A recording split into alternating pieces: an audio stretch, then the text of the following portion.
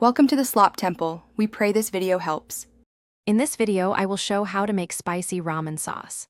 Start by combining 2 tablespoon gochujang, 1 tablespoon soy sauce, 1 tsp sesame oil, 1 tsp rice vinegar, 1 tsp honey, 1 tsp chili oil, 1 clove minced garlic, and 2 tablespoon water. Whisk until smooth and taste, then adjust heat or salt as needed to suit your bowl. Use quality ingredients to keep the sauce bright and balanced. Measure first, then taste and tweak.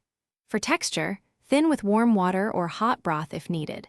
If you want smokier notes, add a drop of smoked chili oil or toasted sesame seeds on top.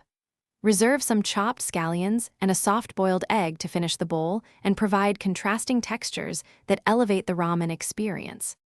If you're finding this video helpful, please subscribe and like to support more easy recipes.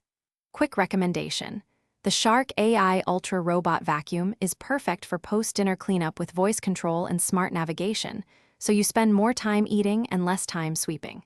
It even handles crumbs and stray noodles with ease. Check the description for the link and other deals. Now let's get back to the video. Heat a small skillet over low heat and gently warm the sauce for 30 to 60 seconds to bloom aromatics without burning. Toss freshly drained ramen noodles with the warm sauce so it coats each strand evenly. Serve immediately with garnishes like toasted sesame seeds, sliced scallions, nori strips, and a soft-boiled egg to add texture, color, and richness that complement the sauce's spicy, sweet, and savory profile. Thanks for watching. Consider subscribing if we helped you.